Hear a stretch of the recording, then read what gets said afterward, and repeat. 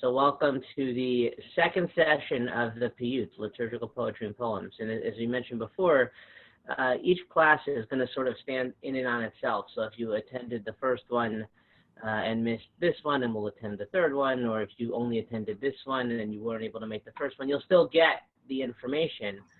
And what I did say is that the first session had a lot of background information in terms of the development a little bit of the High Holiday Prayer Book, the Machzor, as well as what is a Piyut in general. And we covered that a little bit at the very beginning of the last session. So if you're interested in some of that information, I would encourage you to go take a look at that information on the website.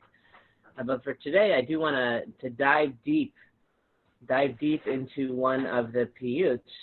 I guess really two of the Piyuts I want to take a look at tonight, and both of those Piyuts have the same theme, and that theme is Anenu. So what does the word in Hebrew Anenu mean? Answer us. Answer us. So I'm putting the link in one more time to see if it works for everybody, and Miriam was absolutely correct. Anenu means answer us. And just to put this in the context, who do we want to answer us, and what do we want to be answered? And those are the two questions that I want us to take a look at tonight, which are really powerful themes of the High Holy Day season, and we'll take a look at it in general. But again, before we dive into the Piyuts themselves, I want to take a look at some of the themes of the Piyuts and where they come from in the context of our text. So the first text is a rather long text I want to share with you, and I will share the Google Drive with all of you. Let's pull it up. I'm going to share my screen, application. Hold on, cancel. I got to make sure I'm here. There we go. Okay. I'm going to try this one more time. Share application. There we go. All right. Can everybody see it now? Nobody said yes. Yes, yes. All right. Thank you, Norman. Just the way my setup is, I actually can't see anybody when I'm sharing my screen. So as long as you can see what I'm talking about. So the first, you can see it, Jerry. Thank you. So the first text, and again, the link is in there. Hopefully that should work for all of you, for those who want to follow along on one screen and look at everybody else on the other. But the Piyut that I want to talk about is Anenu. And we offer lots of prayers. We offer lots of thoughts in our minds, in our heads over the course of the holidays. We talk about reflection. We talk about introspection. And the question is, what do we do with all this information that we have? Or what is done with all of this information, all these requests that we make, all of these petitions, these pleas that we have over the course of the High Holy Day season? So I want to begin by taking a look at the first text from the Babylonian Talmud. I'm going to unshare for 1 second. Just to give a little bit of background for the text, Tractate Tanit. This is taken straight from the Babylonian Talmud. And the Masechet Tanit is probably, in an interest of disclosure, it is my favorite Masechet in the entire Talmud. It contains my favorite chapter in the entire Talmud. I can't remember if it's chapter 3 or chapter 10. I think it's chapter 3 of Tanit. It's a thing called Pirkei de Chasidei. And Pirkei de Chasidei it's essentially rabbis gone wild, right? It's rabbis with crazy rabbi stories, with crazy dreams, with crazy interpretations.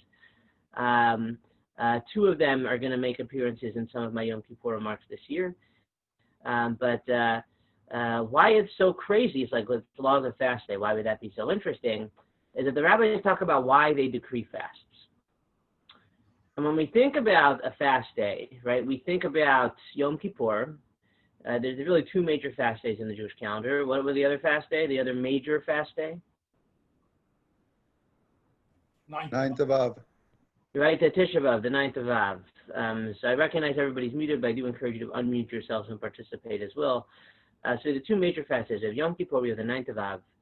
And between Yom Kippur and 9th of Av, one of the biggest differences is those are, right, sunset or sunset to sunset fast is what we like to call them, right, the 25-hour fast. And then we have lots of other fast days that sort of get set as fast days. And the question that Tani did is, how does a day become a fast day? You know, how to Yom Kippur, dare I say, is biblical. All right, really, Rosh Hashanah is biblical, but Yom Kippur also somewhat biblical. But how do these other fast days ultimately become decreed a fast day? How does somebody decide that this particular day is worth becoming a fast day? What do you think? Sometimes Go it's for it, Jerry, Seth. Well, Jerry I think, for example, for Tanit Esther, the book of Esther describes that Mordechai told all the Jews to fast and to pray. So that could be the correlation with Tanit Esther. Yeah, so maybe there is some sort of connection to the holiday. You have Tanit Esther, right? Esther is supposed to fast for 3 days leading before she goes to the king. So we, out of Esther's merit, we have the fast of Esther.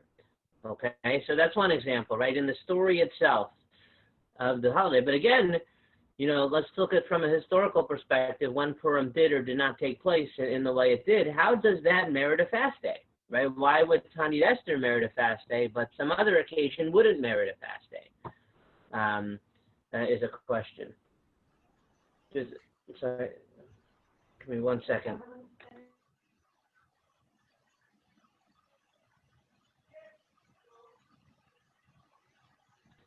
Sorry about that.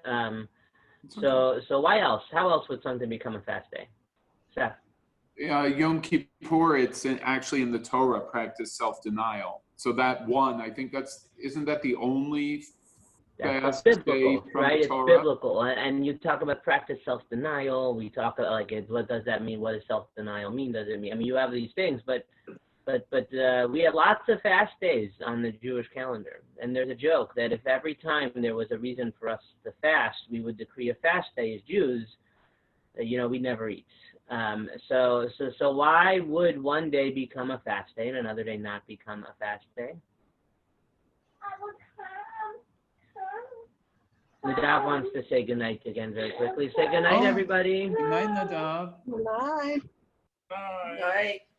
Good night, buddy. Good night, Nadav. Okay, so the short answer to the question is because the rabbis say that it should be a fast day, right? That the rabbinic councils, the rabbis get together and they decree that because of this, because of that, for some reason or another, this was so terrible that this needs to be a fast day. The other thing is that there are different types of fast days. There's, as we talked about, there's a long 25-hour fast that happens every year. There's also the sunrise to sunset fast. That's a much shorter fast, right? You could wake up early and have breakfast in the morning and still eat. But then there are other fasts that are not regular fast days. There's the rabbis getting together and simply saying that, you know, we're amidst the drought. This is a really difficult time. We as rabbis should get together and we should have a fast, a period of self-denial to give us the introspection, to give us to put us in the right headspace, to navigate whatever it is that's going on in our lives. There's actually a movement in Israel to declare a fast for the coronavirus in terms of something that we're doing. And Jerry laughs, but this was a really serious thing declared by the rabbinut, by the rabbis. What makes something a fast is that the rabbis say that it's a fast day. And the rabbis took this power very seriously because if they decreed a fast day, there was something very serious going on. We look at all the other fast days; they're all anniversaries of things. You have Tanit Esther, right? Some are associated with some of the biblical holidays, right? We have the fast of the firstborn, which is right before Pesach, to commemorate the firstborn children. And then we have a bunch of destructions of Jerusalem fast days. We have Tzom Gedalia, political assassination fast days, things along those kinds of lines. Some people thought that Yitzhak Rabin's assassination should merit its own fast day, things like so. Essentially, the rabbis, this is a power that the rabbis took very seriously from the time of the Talmud all the way through today in terms of what it means and when somebody should fast. Because the point of the fast is to put us in a position, yeah, that's what I meant. Oh, thank you, Ellen. I appreciate that. Yes, firstborn sons. Thank you, Ellen. But you are welcome to fast if you're a firstborn too. I'll put that out there whenever you want. So with that being the case, The point of the fast, self-denial, is to put ourselves in the right headspace, to put ourselves clearly, to do what our tradition refers to as a cheshbon hanefesh, an accounting of our souls, right? A deep reflection and introspection to think about what we need to do differently, all of the problems that we have in ourselves and our world, and to ask God for help. And that's where the Anenu comes in. The Anenu comes in not just on Yom Kippur, but actually, we'll take a look at the text. It's in our Siddur also. There's an Anenu in the weekday Siddur that is said on any one of these public fast occasions, whether it's Yom Kippur, whether it's Rosh Hashanah, not Rosh Hashanah, Yom Kippur, Tisha B'Av, or any of the other 5 or 7, depending on how you count, the other smaller fasts. This Anenu is added into that program, this idea that, this is going to be such a time of self-denial, such a time where we're going to petition, we're going to have all these requests, these really, really profound, deep prayers and pleas to God, that we need an extra prayer to ask God to answer our prayers. And that's where the theme of the Anenu comes in. And it's a really beautiful Piyut that we're looking at 2 Piyuts. We're looking at one that's called Anenu, which means may God answer us, and the other one meaning Hu Ya'anenu, right? And Ellen, yes, he answers us, or God answers us. And again, both of these play off the theme of God answering our prayers in what specifically on the fast day are going to be a period of the most intense and emotional, clear-eyed prayers that we will have over the course of the year during this period of time. So now I'm going to share from Tanit, Masechet Tanit, and again, where this comes into play is the Masechet Tanit talks about this. It's the rabbis deciding, should we fast, should we not fast? Is this a good time for fast? Is this not a good time for a fast? And they talk about all these crazy things that rabbis did and said and decided that they should or should not do. For those of us in the Daf Yomi class, I am so excited when we get to Pirkei de Chassidei. It'll be some of the most interesting and exciting chapter and Talmud discussion, and only 4 years away. So God willing, we'll all get there eventually. So right now I'm going to share the page, and this is from the Talmud, again, Masechet Tanit, not from the interesting chapter, I'm going to be very clear, but they're talking about the Anenu. So can I have somebody who wants to read for us together nice and loud? And I'm going to interrupt you, and I apologize.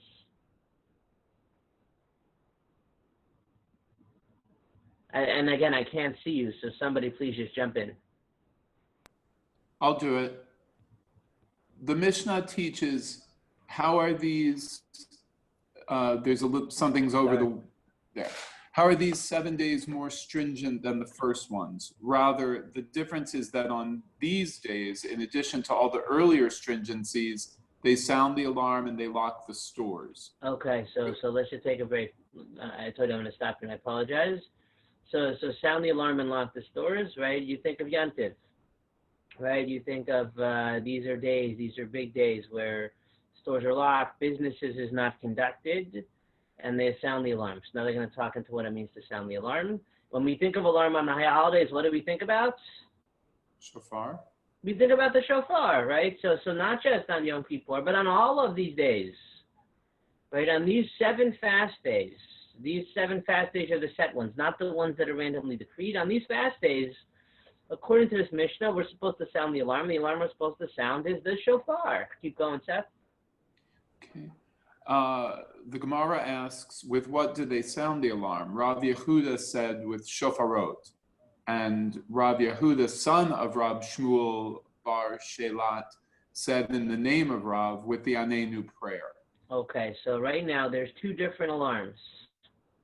Right? Alarm number 1 is the shofar. And we talk about the shofar all the time as an alarm. It's a wake-up call, right? It's supposed to be loud. It's supposed to be piercing. It's supposed to shock us. It's why we sound the shofar every morning during the month of Elul. But then there's this second alarm that's also supposed to wake us up. It's supposed to have, dare I say, the same impact and effect of the shofar. And what is that second alarm? The Anenu prayer. Anenu. All right, let's keep going, Seth. The Gemara analyzes the dispute.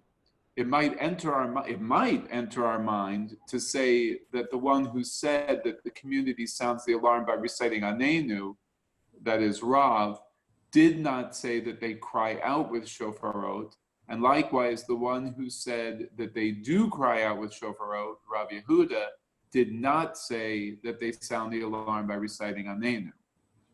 Okay, so what's that? So what is this saying? This is the Gemara being the typical Gemara, right? It's saying, actually, they don't disagree with each other.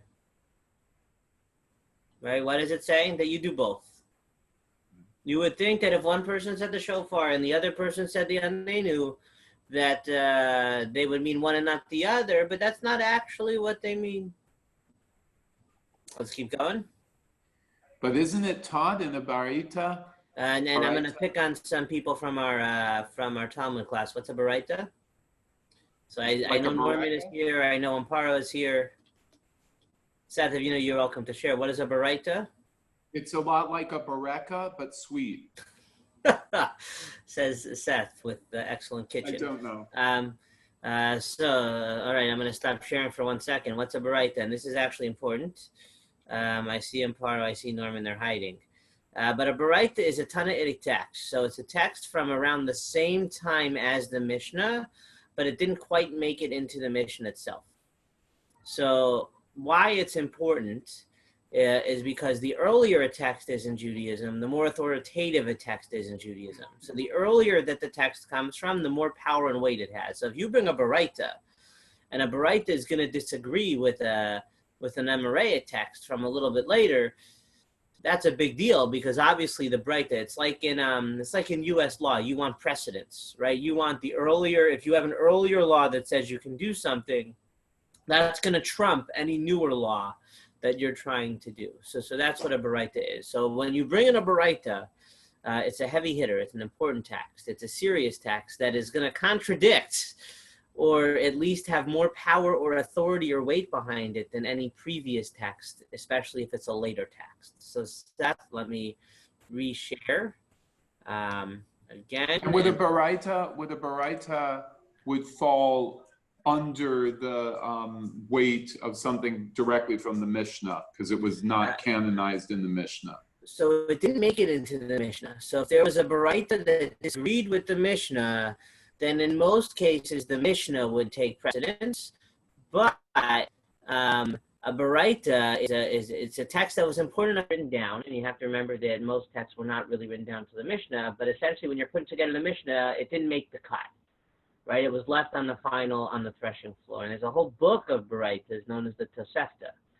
That is a bunch of other texts, but that's we're not going to go there now. So Seth, please keep going. Just give me a second to find my place. Isn't it taught in a Baraita?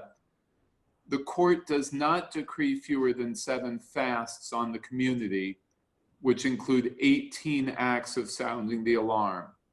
All right, so 7 fasts, and you need to sound the alarm 18 times, which means that there's plenty of time for the shofar and plenty of time to say the Anenu. Okay. A mnemonic for this matter is Jericho. As there were many episodes of sounding the shofarot in Jericho, this is a conclusive refutation of the one who said that according to the opinion of Rav, they sound the alarm only by reciting Anenu. That's confusing. Keep going? I keep going. Rather, the Gemara explains that the dispute must be understood differently. With regard to shofarot, everyone, in both Rav and Rav Yehuda, agrees that the Mishnah calls this sounding the alarm. When they disagree, it is with regard to the Anenu prayer. One sage, Rav. So let's stop right there. So they're saying that the Anenu prayer now is not quite as powerful as the shofar. So again, you have this first opinion that you have the Anenu is supposed to be just as powerful as the shofar. Then you have somebody else that's saying that the shofar is supposed to be blown on all the fast days, but now here it's not quite the same. So we begin to see the evolution of the tradition, the elevation of the shofar as sort of the central component of our prayers of the wake-up call, Rosh Hashanah, Yom Kippur. And then we also have the Anenu. The other piece that I want to point out there is you actually don't really blow the shofar on Yom Kippur. How many times do you blow the shofar on Yom Kippur? At the end, Nila. Only once. only once you blow the shofar on Yom Kippur, right? You blow 100 times on Rosh Hashanah, but you only blow the shofar once on Yom Kippur. How many times you say the Anenu?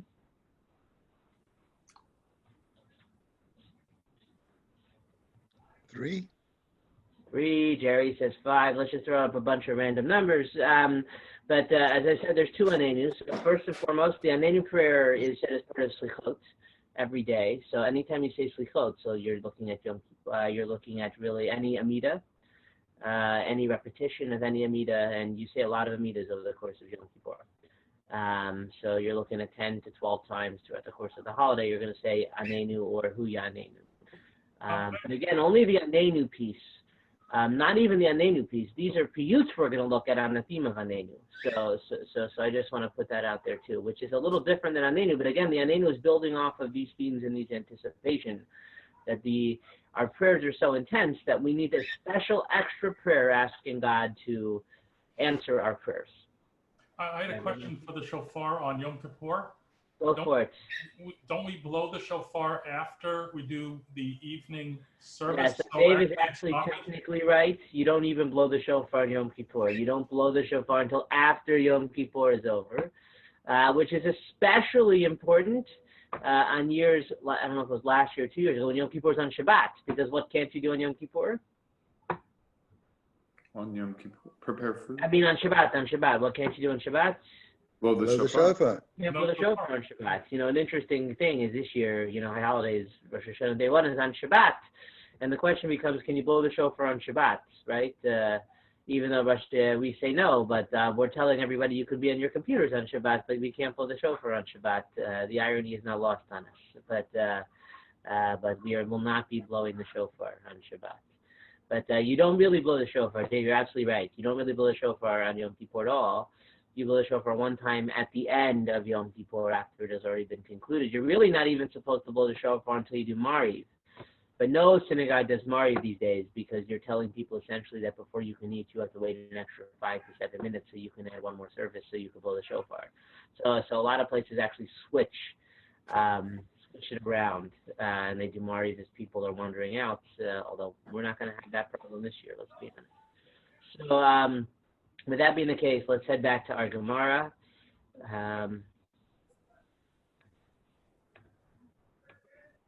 Go for it.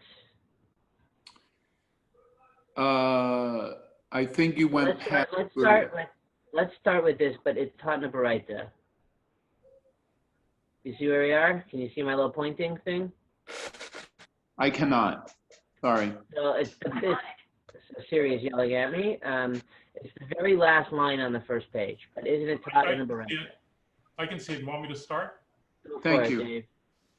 But isn't it taught in a Barita, and with regard to all other types of calamities, that drought that break out, for example, scabs, plagues of locusts, flies or hornets or mosquitoes, or infestations of snakes or scorpions, they would not sound the alarm, but they would cry out.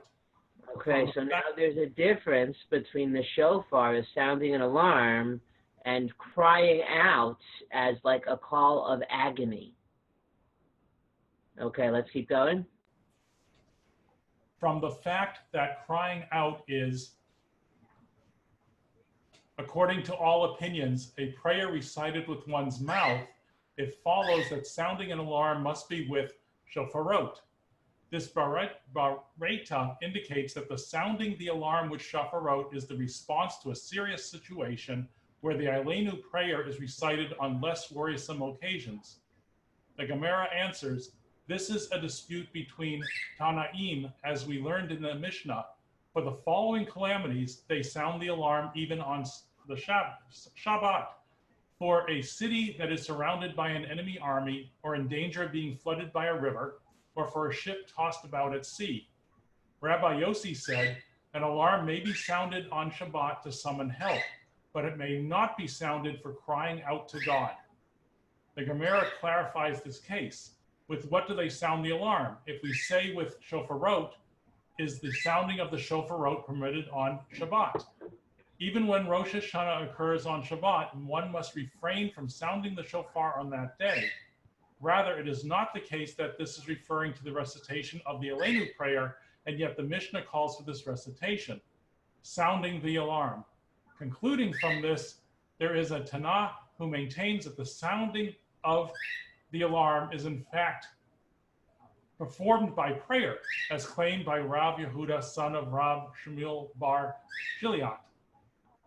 The Gemara relates, during the years of Rabbi Yehuda Nesta, there was a trouble that afflicted the community.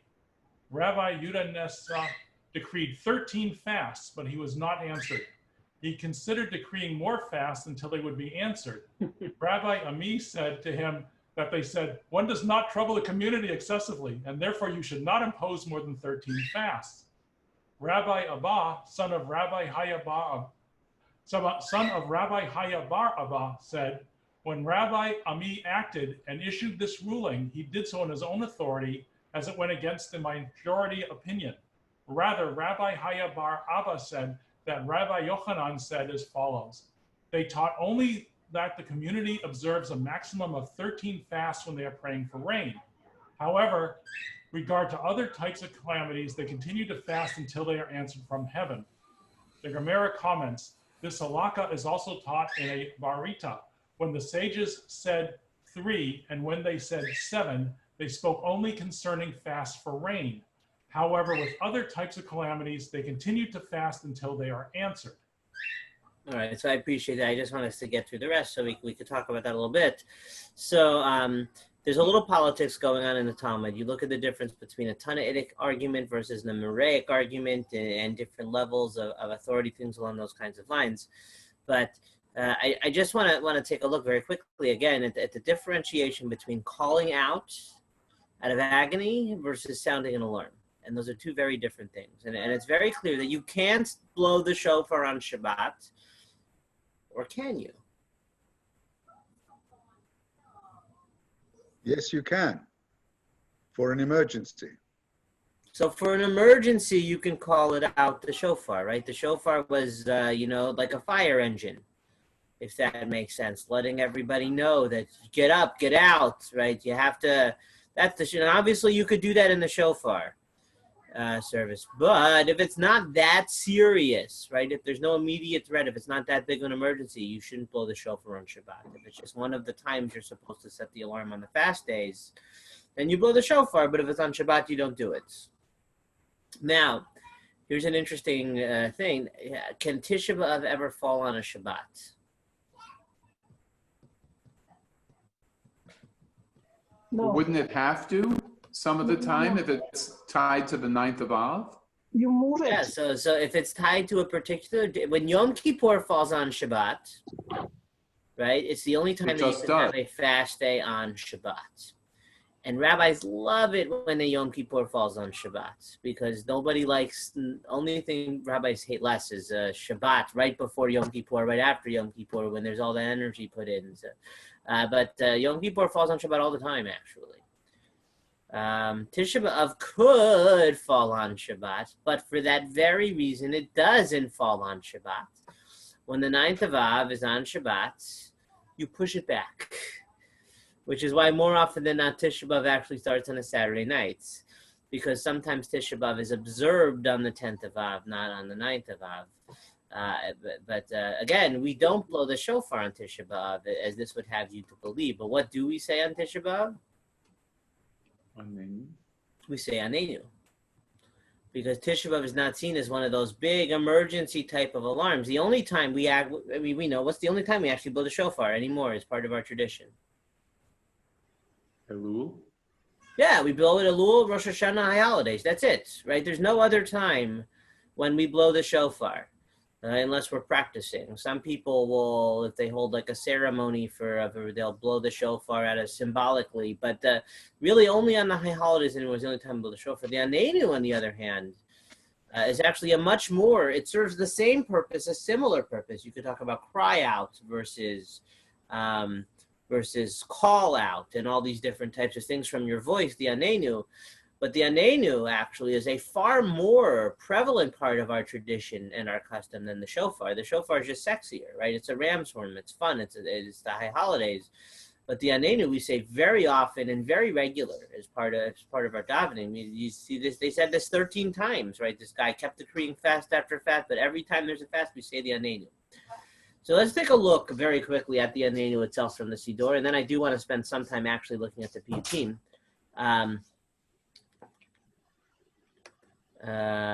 This will be the last text before we get to the Piyutim. Hold on. Share application. Share. Okay. Who wants to read for us nice and loud? The Hebrew's up there on top for anybody who wants to see. Go for it. Let's do Jerry.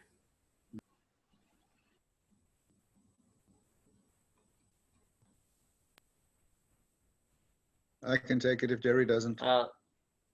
Thank you, Norman. I'm sorry, once again, I just can't see you when I'm sharing my screen, so No worries. go for it. On fast days include, answer us, O Lord, answer us on the day of our fast, because we are in great distress. Do not regard our wickednesses. Do not hide our face from us, and do not ignore our supplication. Please be near to our cry. Please treat us kindly and comfort us before we call to you. Answer us, as it is said, and it will be that before they call, I will answer them, and while they are still speaking, I will hear. For you, O Lord, answer in the time of distress. You redeem and deliver in every time of woe and distress. Blessed are you, O Lord, who responds in the time of distress. Okay, so this is straight from our Siddur, right? This is from the Siddur, the prayer book that we use. This is the Anenu prayer. It's right in smack in the middle of the Amida. For those of us when we're davening, you'll see it there. And again, we just say it in these times of distress. So the question I have before we get to Yom Kippur is, what kind of distress are we in on Yom Kippur or during the high holidays? Praying for forgiveness. Praying for forgiveness. We're praying for our souls.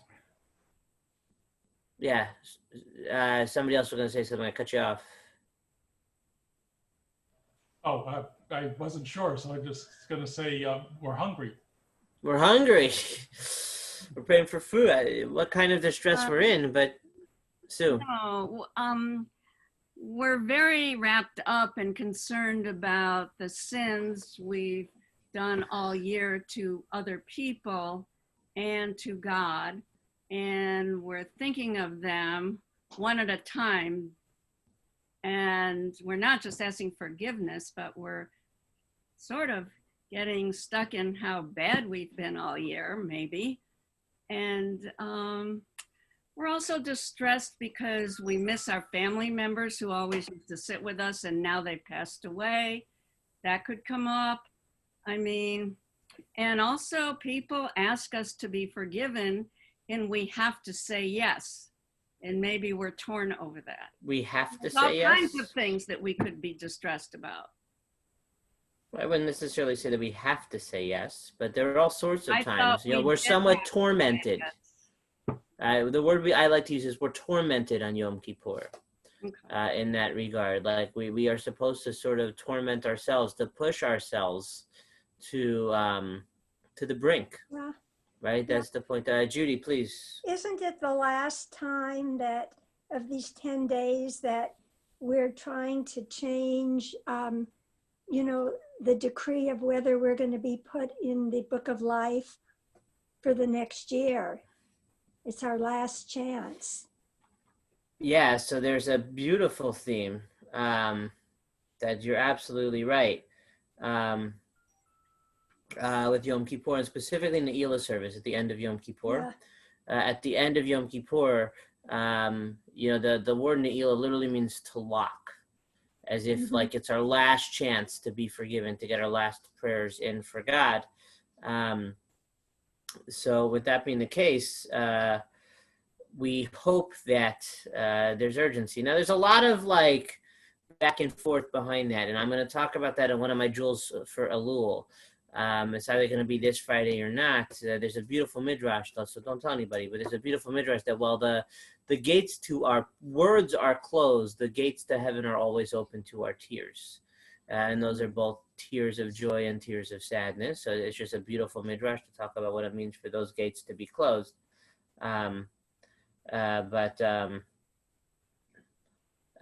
Let's take a look, because I can't believe how late it got. We didn't even get to the Piyutim that we were going to look at yet. let's take a look at the Piyutim themselves. To take a look at the Anenu, and I apologize, I'm trying to pull up the video that Cantor Lieberman had sent me of him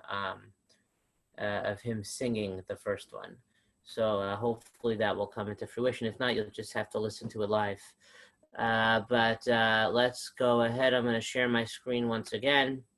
And this is the Anenu. Again, Anenu is part of the liturgy. It's also part of Slichot. So if you come to the Slichot service, you'll hear it then as well. And it's done oftentimes responsively, where the cantor would lead us in the room and do. We haven't figured out how to do that yet on Zoom, but you'll hear it if you're able to hear it in that regard. So let's have a reader for us of Anenu. We'll do the English. So take us away. Who would like to go?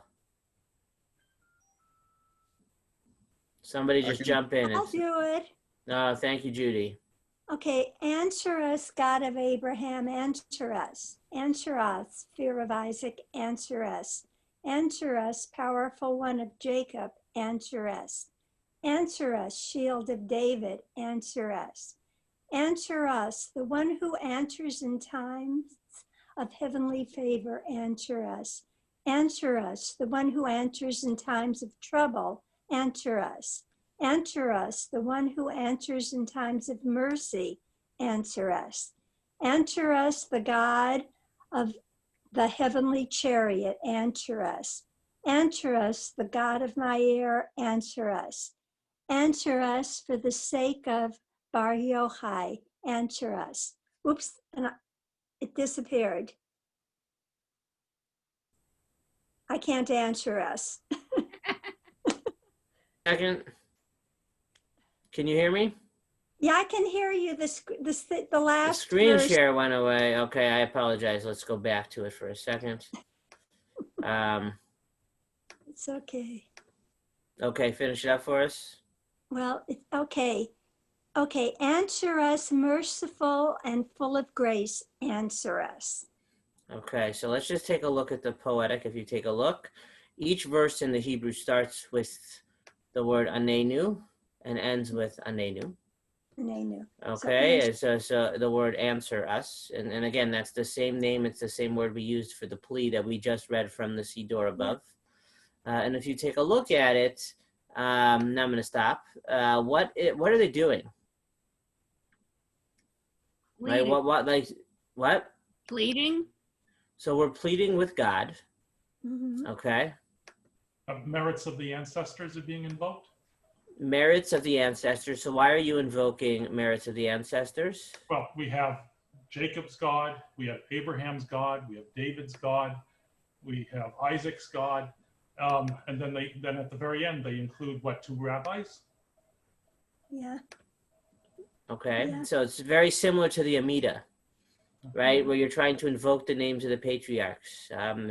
And listen, this is it's this prayer, and when I look at it, it's humbling, right? But it's also, dare I say, sucking up to God. Yeah. In this kind of way, right? Like I said, we're pleading with God. We finally can see clearly. We have a vision of what we've done wrong, and we want God to forgive us. We want God to look favorably upon us, and we're saying, God, please remember us. Remember the same way that you remembered our ancestors in this particular. And we'll see this a little bit more clearly in the next Piyut. I am going to try and share Cantor Lieberman singing for us, the video. So let's see if it works. Okay, can you guys see him? Yes. Can you can see him? Let me see if you can hear him. Yeah. Not hear him. Just see. No sound at the hear it. moment. Do you have the sound? No sound. It's running very slowly. No. So you don't have the sound? No. No sound. It's All right, let running me very try it this slowly. way. Hold on. All right, we'll give it one more shot. Let's give me 1 second to see if I can get this to work, and we'll try again.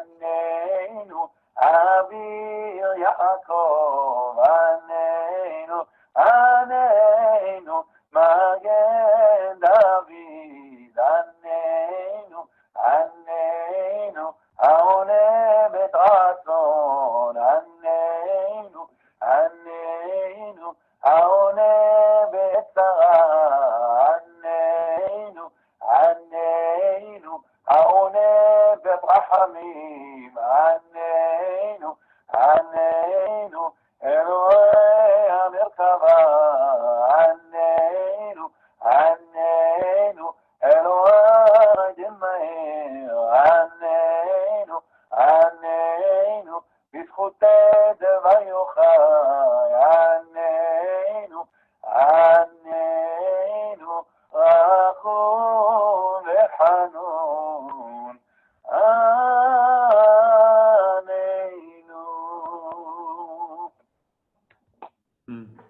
Okay, you were able to hear it that time? Yes. That's the Okay. tune I remember from when I was a kid. That's a Sephardic melody, I'm assuming, Yeah, Rabbi? that's not the way I remember from my Anenu from childhood. Well, Yeah. that's Okay. Sephardic, that's why. Yeah, it's a It is different, a Sephardic melody. different It's a yeah. beautiful melody, and Cantor Lieberman assured me it's actually one of his favorites. And in interest of full disclosure, in our attempt to, our services are going to be a little bit different this year than they have been in past years, and some of our favorites are not going to make an appearance, or we're going to have to pick and choose. We'll do some things one day and some things not the other day, things along those kinds of lines. And he fought very passionately for this one. But it is a beautiful theme for the holidays. And you can see how it's participatory, right? You want the kahal, the congregation, to sing the Anenu part in between, and to sort of get everybody in on it. It's really beautiful and powerful. I know Ellen says that she had a different tune, but that's the tune I grew up with actually also. Maybe it's Sephardic in Philadelphia, but with that being the case, it's a powerful thing, and you could hear the emotions in it. Like, please, please, please think of my prayers, answer us, think of us favorably, think of the ancestors, Abraham, Isaac, and Jacob, which brings us to the next one. And the next one's actually one of my favorites. It's the same theme, but just done so in a very, very different way. So I'm going to share that one with you right now. When I think High Holiday Piyut team, hold on, I have to get the right screen up. I apologize.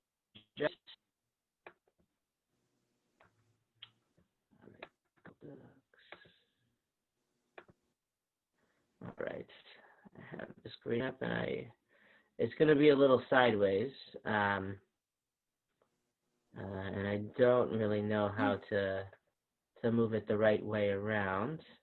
Let's see if I could do it.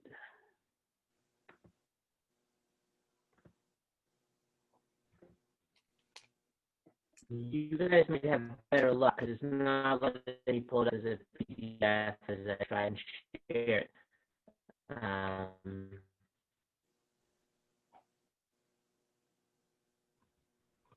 I can't hear you, Rabbi. Can you hear me? Well, I can stop talking. That's better. So it would be troublesome if you could hear me and if I wasn't talking. But I'm trying to open up. Yeah. I apologize, I'm struggling. So just share with you guys, and I'll do the reading for you guys. I'm just going to share it with all of you. And maybe Debbie can work her magic when it's recorded and she can flip it around the other way. All right, all right, let's go back to the bottom. So what we have here, and this is the page straight from our Moxler. I love this Piyut. I couldn't even find it in a place where I could copy it from. And again, this is, if you look at here sideways, it says, Huya Nenu, may he answer us. And again, what this goes verse by verse, and it actually gives specific examples throughout history where God has come to the rescue. Can you hear me? Can you hear me?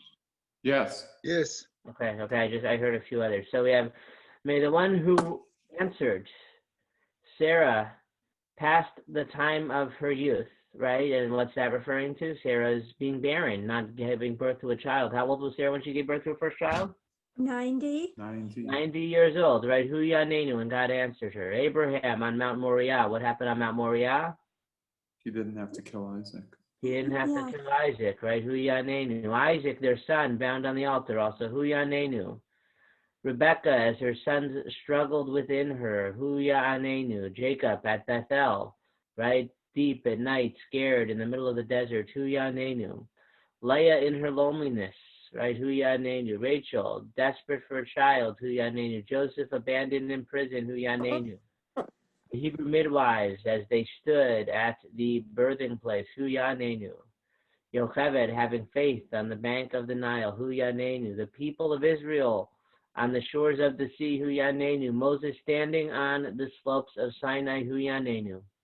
Miriam with her well of water. Hu Yanenu. Aaron offering incense to God. Hu Yanenu.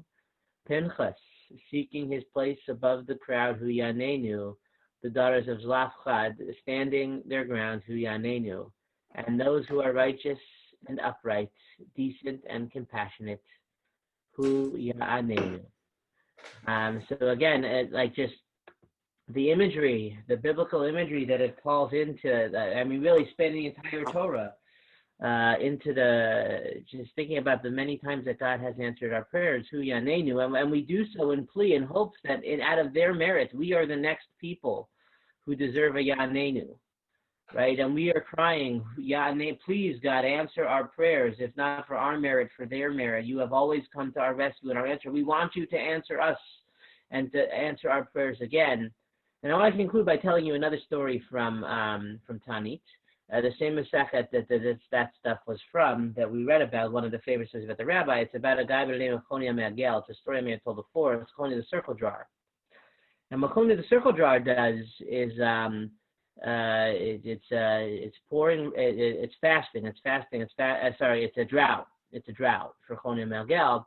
And he says, you know what, I'm going to draw a line in the circle. That's why he's called Choni the circle drawer. I'm going to draw a circle in the sand. He's called Choni the circle drawer. He stands in the middle of that circle, and he says, I'm not going to move from this spot until it rains, until God Yanenu, until God answers our prayers. And what does it do? Rains. It rains. God answers his prayer. But not only does God answer his prayer, God doesn't stop answering his prayer. Right? The story of Choni is the rain just keeps coming. It keeps coming. It keeps coming. It keeps coming. It's all the way up there. The drown is, everybody's drowning. And this is the story of Choni. This is the Hu Yanenu. So when we say Hu Yanenu, there's a beautiful comment on the side of the Machzor. I'm not going to give it away. You're going to have to read it when we say it as part of services. But it talks about what does it mean for God to answer our prayers. Oftentimes we feel that our prayers have been ignored by God, but sometimes I think we just don't like the answer that we're given. And we pray to God all the time, God, please remember our patriarchs. Please, please, please, God, we wanted this year to be a year of blessing. We want COVID to go away, right? We need to be forgiven. We want us, all of our families, to be written in the book of life. And we don't always get what we want. And we have a tendency to think that when God doesn't answer our prayers, not that we're being ignored, but sometimes the answer is no. So we're not just asking for Yanenu, right? We're asking for God to answer our prayers favorably. We don't just want our prayers to be heard. We want them to be accepted. So when I think about Choni, I think about what it means for our prayers to be answered. When I think about the many things we're going to ask for, that we want answers for, we're going to demand answers for this coming year on the high holidays from God and from all of us. I think of Hu Yanenu. I think of what it means to simply not just the shofar, right? We're not sounding an alarm, but we're literally crying out to God. We're using our voices to say, God, please help us. Please save us. Please come to our rescue. And, it's my hope for all of us that when we say it, we can connect to Abraham, to Sarah, to Rebecca, to Rachel, to Leah, to Zlafchad, to all of those characters, And that's what we're doing here. We're harnessing that connection, that relationship, in hopes that our prayers will be answered and will be answered for good. So when we sing these piyutim, when we talk about these poems, these pleas for our prayers, the power of our prayers to be carried up to the heavens. We talked about Ne'ilah, for it's our last chance to slip those prayers in there and for them to be answered, and to be answered in the affirmative. And it's my hope and prayer for all of us that when we talk to God, when we shout out to God, when we cry out, when we call out to God, Hu Yanenu, that God will answer us. And it's my hope that we will be able to accept the answers that were given, however it is that they are given. So any final comments, any final questions,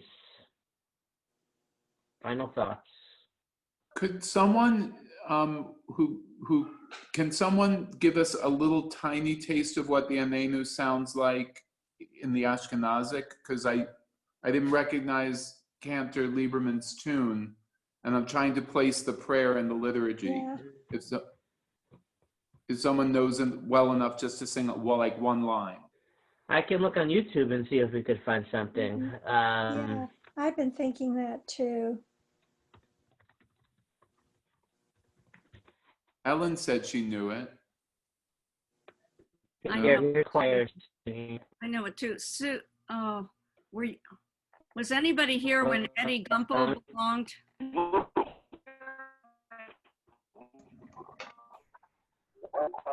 What is my ad? I'm skipping. So let's see what we got.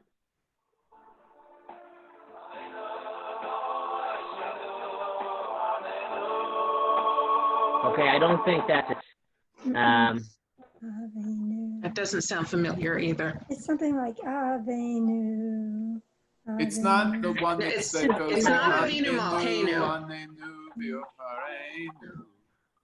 Not that. No, that's Hakafot. That's Hakafot. That's Hakafot of Simchat Torah. Let's see if this one works.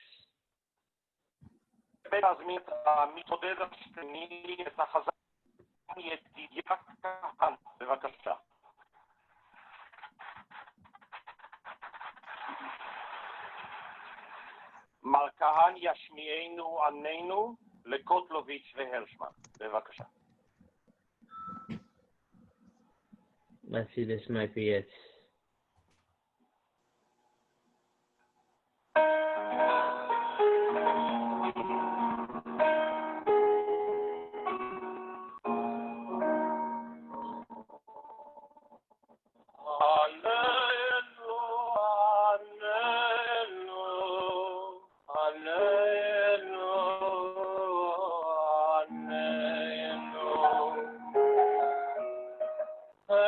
Yeah, I remember the piano music.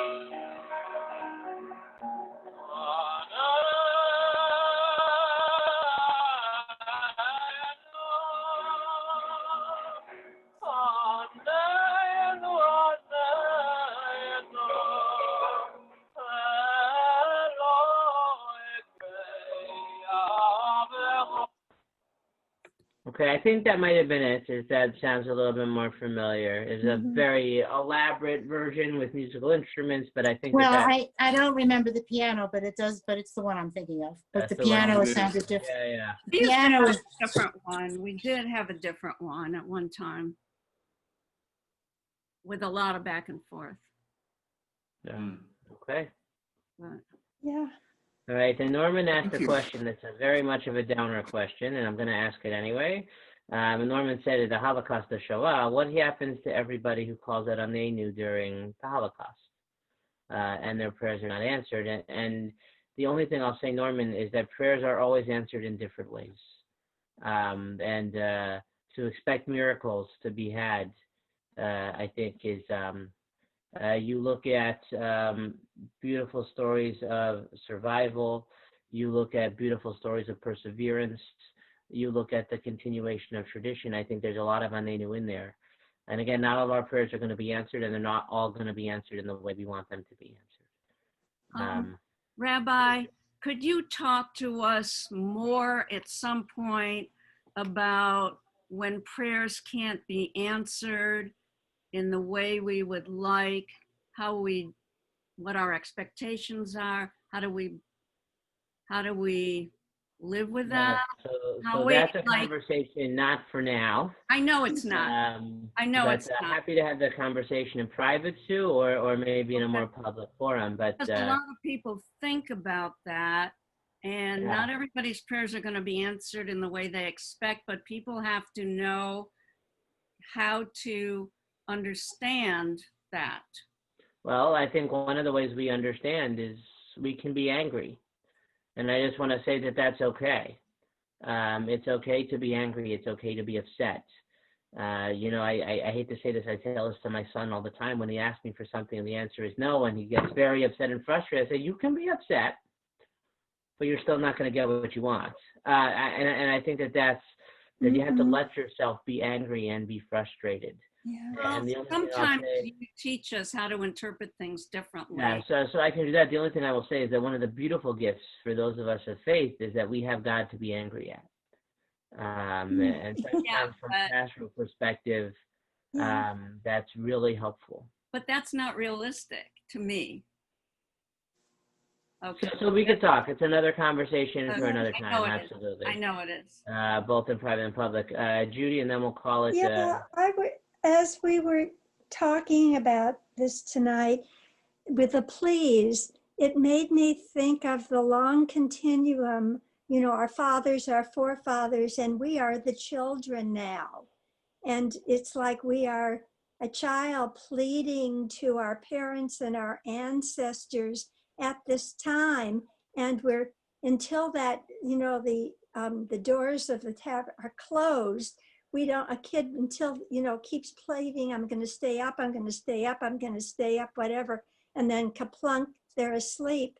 It kind of reminds me right at the end of the service that when the doors close, we don't know what's going to happen, but we just all we can know is that we've given it our best shot. But and that's what it's really about. I will say that next time, Garth Brooks' song Unanswered Prayers. I am not familiar with that, but it sounds like something I should be. And then the other piece I just want to put out there is that next week will be a happier one. I promise. We're going to talk about the joy of Yom Kippur. So that will be next week's topic. And again, there's room for one more Piyut. If anybody has a particular favorite one they'd like to discuss, I am definitely open to a recommendation. Thank you for joining us tonight. Thank you for your participation, and I look forward to, is it next week, the next session? And I look forward to the third and final installment. And again, I appreciate the opportunity to get to teach, because as I said before, I'm not going to get the chance to teach so much about the liturgy this year because of the way the services are shaping out. So I appreciate the opportunity.